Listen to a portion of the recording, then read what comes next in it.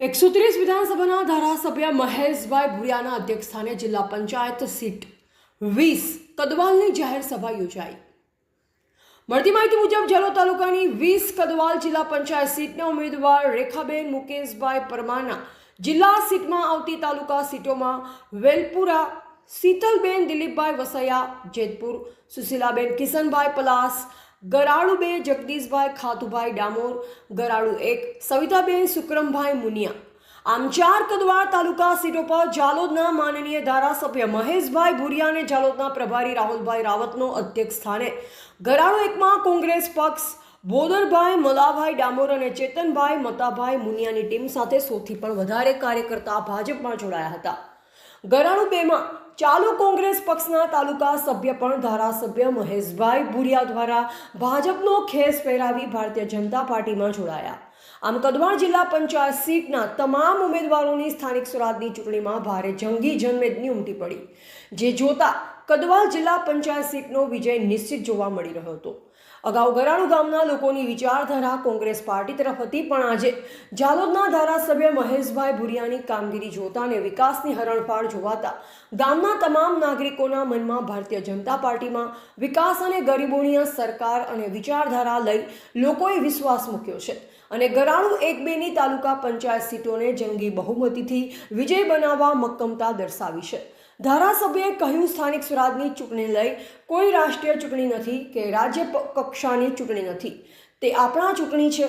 આપણા તાલુકા સીટમાં આવતા બધા ગામોના વિકાસની ચૂંટણી છે।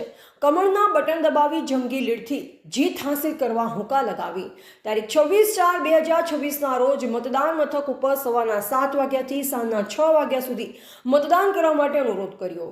રિપોર્ટ હિતેશ પ્રજાપતિ।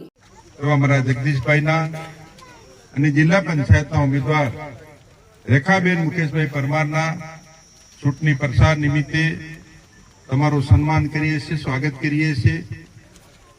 આ ચૂંટણી જિલ્લા પંચાયત તાલુકા પંચાયતની ચૂંટણી એ સ્થાનિક સ્વરાજ્યની ચૂંટણી છે।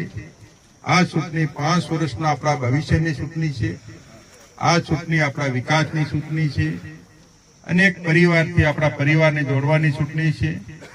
આ ચૂંટણી દેશના યશસ્વી અને લોકપ્રિય પ્રધાનમંત્રી નરેન્દ્ર મોદી સાહેબ અને આપણા રાષ્ટ્રીય અધ્યક્ષ નીતિન નબીન સાહેબના વડપણ હેઠળની ચૂંટણી છે।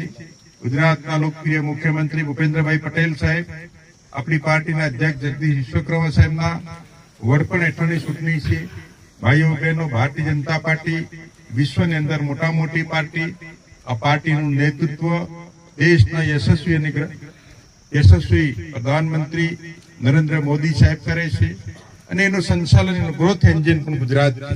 ભાઈઓ બહેનો, દેશ અને રાજ્યની ડબલ એન્જિન વાળી સરકાર આ સરકાર આપણી મા બાપ છે, આપણી સૌની વિકાસ કરતી સરકાર છે, આપણને બધાને રોજગારી આપતી સરકાર છે। વિકાસની વાત કરીએ, ડામર રસ્તા હોય, સીસી રસ્તા હોય કે આપણી ગ્રામ પંચાયતના ઘર હોય, સિંચાઈની સગવડ હોય, શુદ્ધ પીવાના પાણીની સવલતો હોય કે ઘરડા મા બાપ માટેનું વૃદ્ધ પેન્શન હોય, વિધવા માતા માટેનું પેન્શન હોય કે આંગણવાડીની અંદર ધાત્રી માતા, સગર્ભા માતા, કુપોષિત કિશોરીઓ હોય, એનો પૌષ્ટિક આહાર હોય કે આપણને કોરોના કાળથી આજ દિન સુધી આપણને બધાને મફત અનાજ આપવાનું કામ આ દેશના પ્રધાનમંત્રી નરેન્દ્ર મોદી છે। ભાઈઓ બહેનો, સરકાર આપણી મા બાપ કહેવાય, જે આજે આપણો પરિવારના લોકો આપણું ભરણ પોષણ કરતા નથી, એટલી બધી સહાયો, સગવડો, આપણું રતન, આપણું જતન, આપણી કાલવણી રાખવાનું કામ નરેન્દ્ર મોદી સાહેબ અને મુખ્યમંત્રી ભૂપેન્દ્રભાઈ પટેલ સાહેબ।